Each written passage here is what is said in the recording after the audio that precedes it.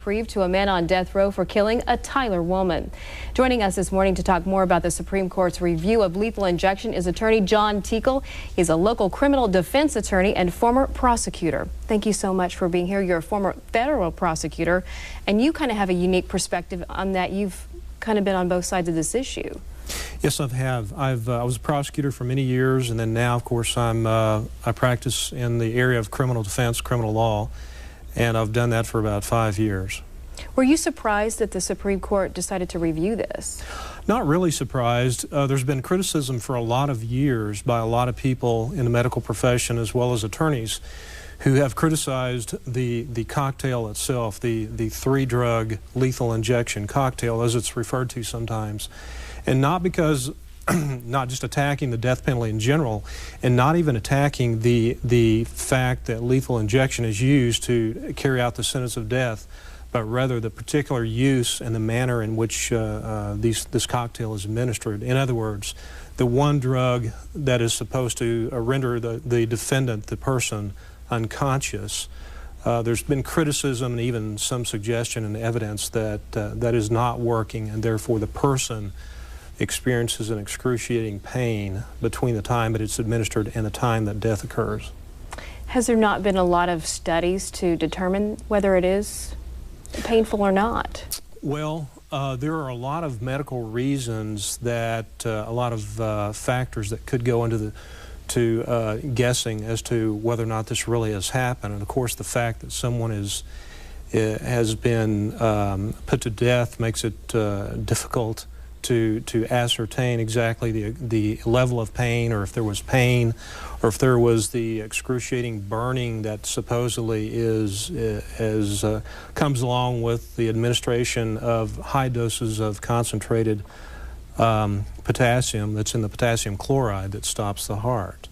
There have been, Texas usually does not do autopsies of death penalty bodies, whereas, say, California and some other states do, and there's been some suggestion and evidence there that there were insufficient levels of the first drug, which is supposed to render the person unconscious, so therefore not able to feel the pain that comes with the administration of the third drug, which is really the lethal drug.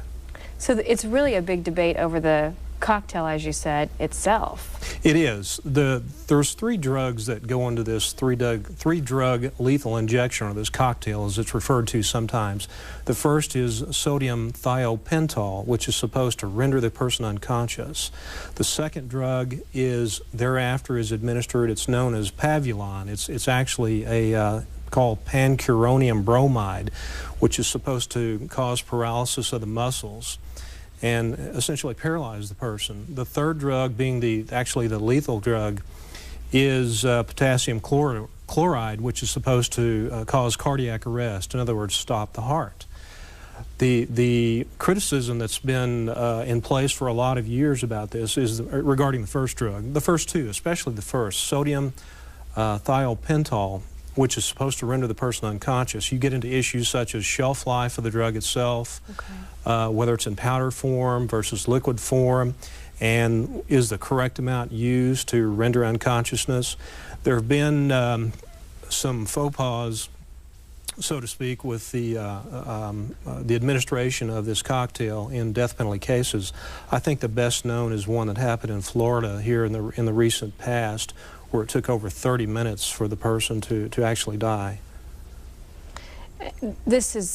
And that brings up the emotional part of this issue. A lot of family members of victims of these death row inmates say that this brings them closure, and a lot of humane rights groups say this is cruel and unusual, and that's really kind of what the Supreme Court is looking at, not whether lethal injection is the right thing to do, whether it's cruel and unusual. That's correct. It's just a very narrow issue. It's not whether the death penalty should be in place or not. It's not even whether or not lethal injection is constitutional. It's just whether or not the protocol, the procedure used by these three drugs is in fact constitutional, because the issues that have been raised and supported by a lot of people in the medical profession and other attorneys is the theory, the argument that the sodium thiopental does not actually render the person unconscious, Okay. and therefore causes unnecessary and